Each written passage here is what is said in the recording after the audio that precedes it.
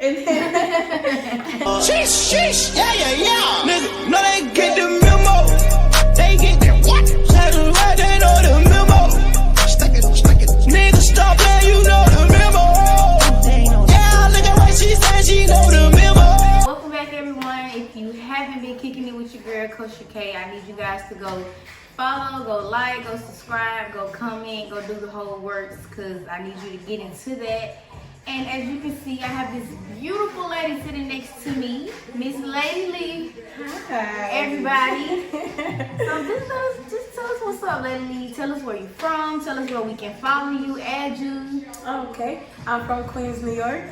Currently reside in Atlanta, Georgia. You can follow me on Instagram at IamLady.lee, on Twitter at LILLEEYAA, and you can follow me on YouTube under DaRealladylee.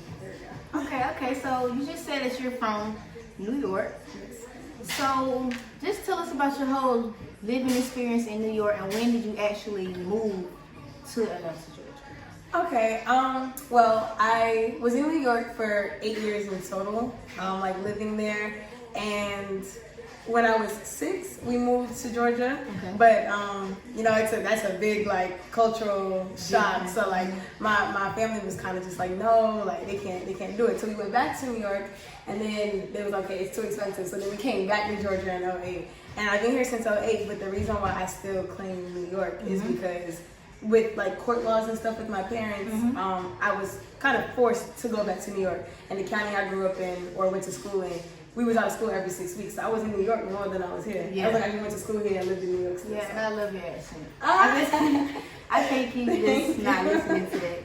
All right, so when you began rapping, could you say that you have more of an East Coast rap style or Southern rap style? Ooh, I like that question. Okay. That's tough. There's no more of either one. It's a mixture. Just a mixture of Yeah, both. for sure. Okay, so when did you realize or become passionate about rap? Well, the very first rap that I ever wrote, I was 6. That's so crazy. See? And I still kind of I sometimes when I talk about that, I remember probably 2 lines, and it was terrible.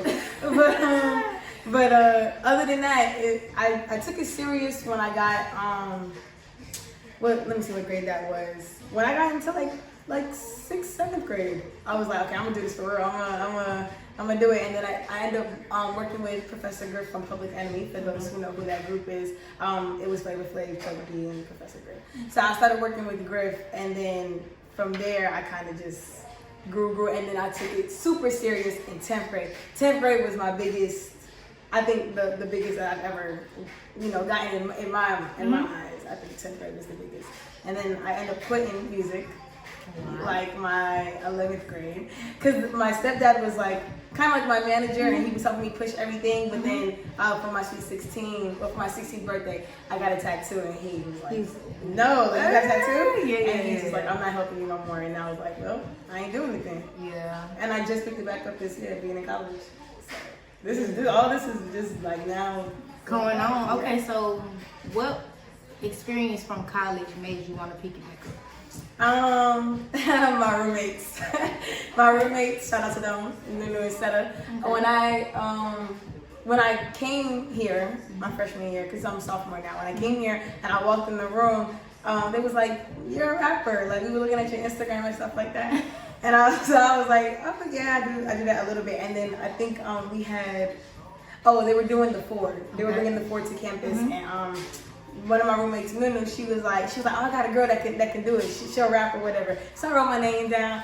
The day came, and then that's when Fort Valley just went crazy. Ever since then. Went crazy because you performed at the game. I want to say. The game. I did the Ford, and I did the Step Show. I did the Ford again. I don't think That's what it was, the Step Show. I think I saw you perform at the Step Show. Not the game. All right, so what is your major, and what do you plan on doing with that major after graduation? My major right now, I'm a criminal justice major. Okay. When I graduate, if I'm not famous, Okay. That's just how. Right. I'm gonna become a police officer and work my way up to be a detective. And I have a whole plan out for that too. Like So you I just work got at a whole police plan station. A, plan B. Yep. You ready? I gotta stay secure. I gotta protect my bag. Okay, I like that. So after graduating, and like you said, if you become famous, will you just give up the criminal justice, or would you try to do rap and try to do something else? Like I'm making the sound. Yeah. Nah. If I become famous, I'm doing that. 'Cause that's what I always wanted to do, and I've never been so much of a school person. It's just like I gotta do it, and I can do it, so just do it. Right, and me being a senior, it's like the closer graduation gets, the more I'm just like, screw it. I don't even want to be bothered. It gets like that. So I was looking on your YouTube, and I saw a video that you posted from like 4 years ago, you rapping. So I was like, yeah, I gotta most definitely, ask her like, what was going on that day? Because you was killing it on the mic. Everybody was like, yeah. People zooming in. I'm like, yeah. She did her thing. So can you just tell us a little about that day? Like, what was the occasion going on?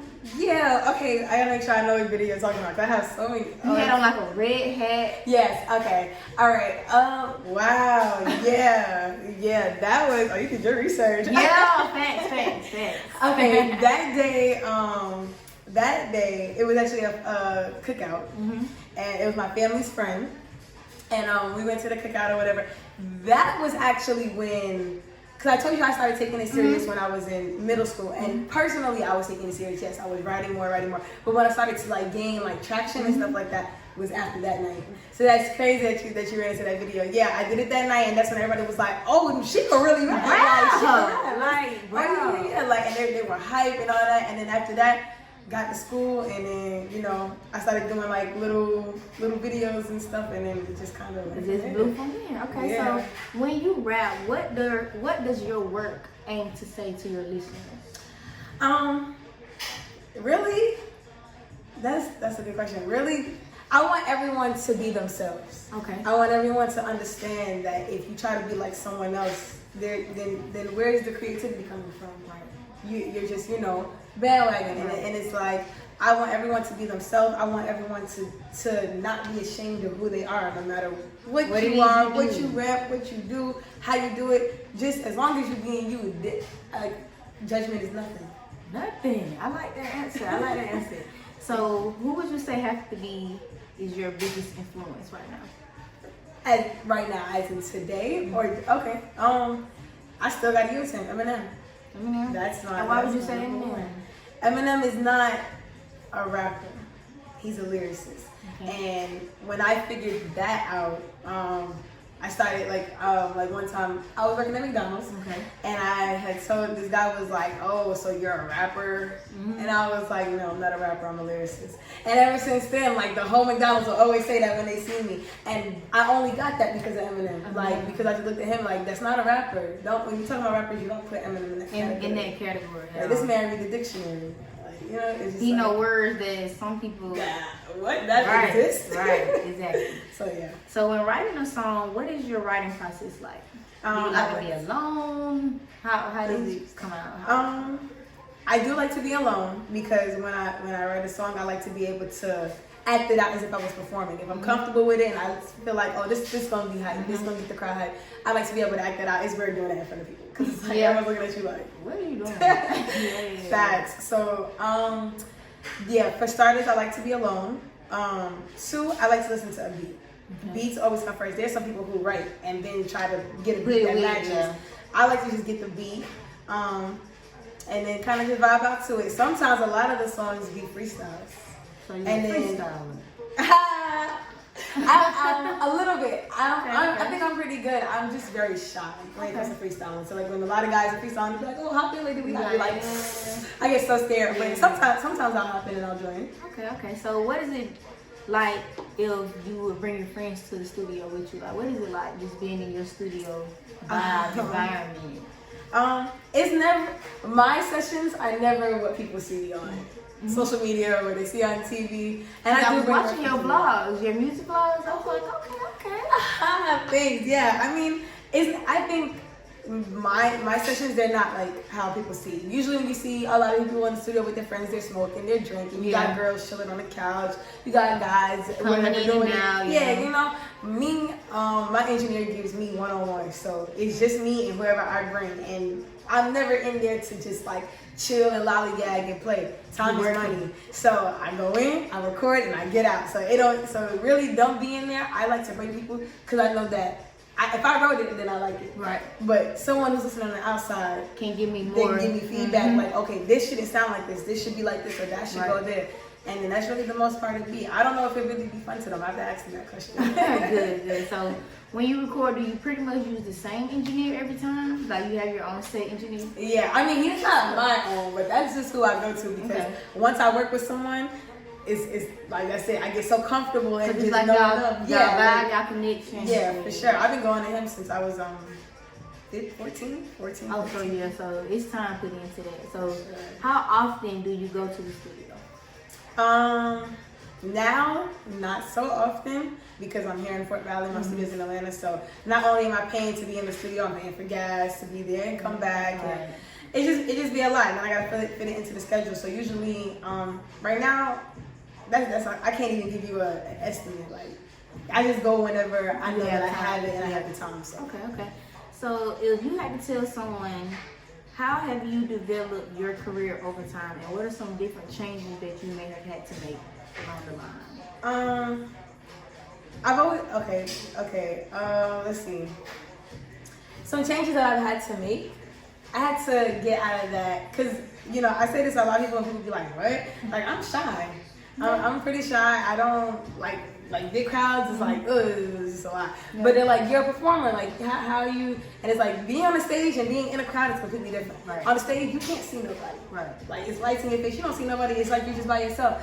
And I felt like when I was starting, that was something that I didn't like pick up. I was like, oh my God, I'm in front of so many people. Like I was always calm. And then like finally when I overcame that, it was like, it was like now I'm just like super wild. I have videos where I'm like super wild on the stage. Now I've calmed down to all that I've gotten, but it's still there. So I think that's number one. You gotta be able to be in front of people. Okay. Like you gotta be in front of people. That's the change that I made, and that was like the biggest thing for me. Okay, so I just recently seen your I Don't Want video, and the energy in that video it was dope. I feel like it was a dope video. Everybody was cute. I was like, okay. So just what are some different things you had to go through, and what just was the process for making that video?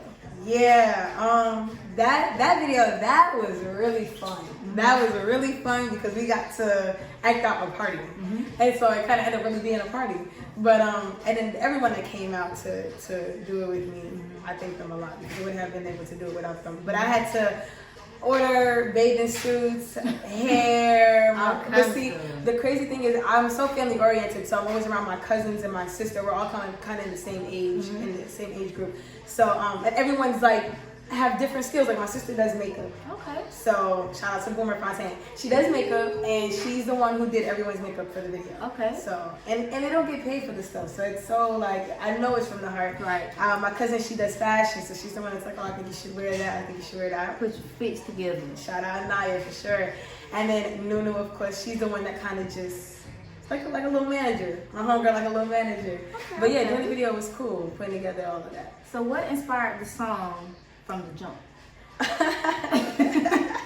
Where did I Don't Want come from? Like okay, it was right when summer started. I got home and my parents had took my car from me, right? Okay. Because there was a set that I kept getting speeding tickets. Okay. So I was just in my room on the bed and then I was just listening to some beats on YouTube. I heard that one. So I said, okay, I like that. I started freestyling. That was not even the original song. Like, it was completely different. First of all, I didn't have no curses in it. I went so long without cursing and rapping. It's like, I don't really need it. Now I do it because I can tell other people want to hear. And that's when I changed that song. And it became what it is now. And so really, that was just a freestyle. I was on my bed. I was like, I don't want to. Ooh, I like that. I don't want to. Bro. And then I just kind of went with that and just had some little rinky-dink stuff. And okay. So what are some different things that we can expect from DaRealladylee this year? Okay, so I have an album that's coming out. Ooh. It's called Mosaic. Coming up with all of that was really cool too, because mosaic, for those who don't know, it's a type of art. It's an old fashioned art, but it's a type of art, and you usually see it in like churches and stuff, because the glasses, they're kind of like pieced together, and you can tell it kind of gives like a weird look. So yeah, I like that concept because I didn't want to put too many songs on it either. So it's only 6. It started off as 5, now it's 6. But it's like every song is different. Right. Like every song has a different lane. You got a twerk song, you got a kind of like chill vibey song, you got a love song, dipping and dabbing and yeah, like just kind of all different. It's not. I didn't want someone to listen to it and just hear, oh, this is a trap album. Right. It's not. So it's kind of everywhere, and that's why I like the different pieces. And so when the cover drop, then you'll be able to see how that ties in. Y'all stay tuned for that. Stay tuned for that. But I'm trying to aim to drop it the beginning of March, like the first week. I'll drop the date soon, but yeah, I'm super excited. Y'all stay tuned for that.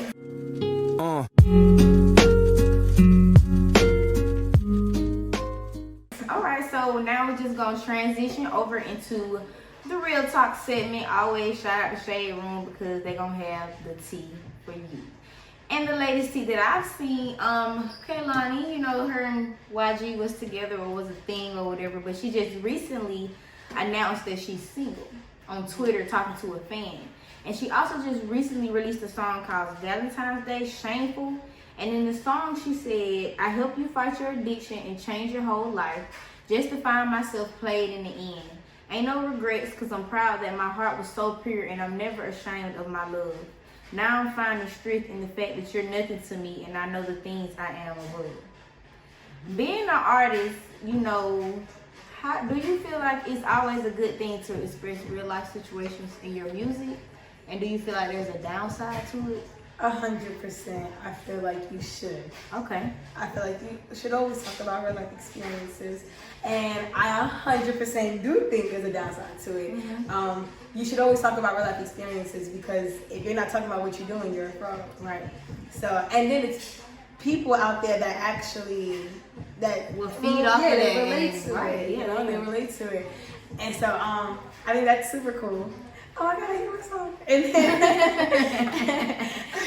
And then, the part that I think is a downfall, because then people always, once you put it out there, whether it's on social media, in a song, in a picture, in a video, you now give the world an opportunity to form an opinion. To your life.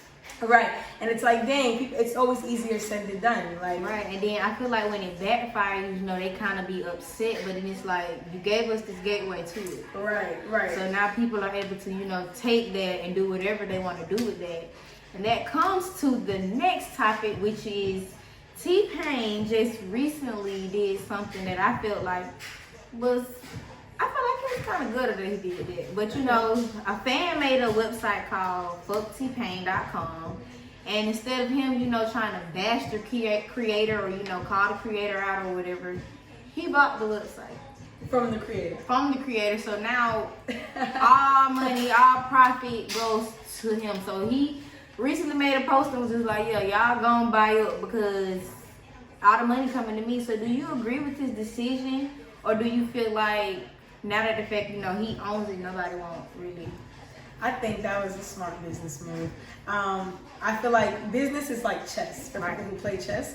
And you just always gotta be like 3 steps ahead to win the game. And that was a 3-step ahead type of move that he made. And yeah, like that, because now not only did you shock the creator, because the creator clearly had other intent. Against TPain, and TPain kind of was like, took it over. And I guarantee you that creator now likes TPain. Right. So it's like, wow, that was amazing. I wouldn't have thought of nothing like that. I'd have been like, oh, you want to say this? Oh, you want to? Okay, we can do this. Okay.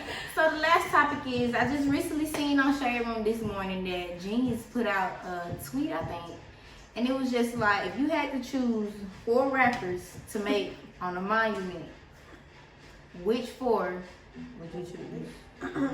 I was just talking about this last night, and you know, of course, everyone's gonna say Tupac and Biggie. Right. And the conversation was, are we saying Tupac and Biggie because people really like their music, or are we saying Tupac and Biggie because we were taught that those are legends? Right. Now, me personally, I'm an artist, so I listen to that type of music. To me, I like their music. So Let me pause you right there. I just released a playlist today, Tupac and Biggie. So it's crazy that you said that. Y'all go get that. For Go sure. ahead. Go ahead. Me personally, I like their music. I like their music. It is different style, but I like their music. They always talked about something. Now today it's music that's just Out there, right. Like whatever. They Right. talked about stuff they went through. I like that. So of course Tupac and Biggie would be up there for me. Okay. Eminem, of course. Facts. And there are a lot of male rappers that I really like that I think are for sure at the top of the game. But I gotta throw a woman in there. I had to. You It's got to. three guys. We gotta have You a gotta woman have in a there. woman in there. I think the woman that should go up there is Lauryn Hill. All right. So Lauryn Hill. Tupac, Biggie, Eminem. All right, I like it. So I just want to publicly say thank you for this interview. I hit her up last minute, y'all, so I was like, man, I don't know if she gonna, hit me back. Cause people really be busy, so people be doing stuff. So I was like, let me go and hit her up, let me see. So I just want to thank you for taking the time out, having this amazing interview, great energy, great vibes. Let them know where they can follow you again, where they can follow your music, the whole nine. All right, thank you for having me so much. Thank you. Once again, it's your girl Lady Lee checking in, and you can follow me on Instagram at IamLadyDaRealladylee. You can follow me on Twitter at LILLEEYAA, and you can follow me on YouTube at DaRealladylee. All right, we out.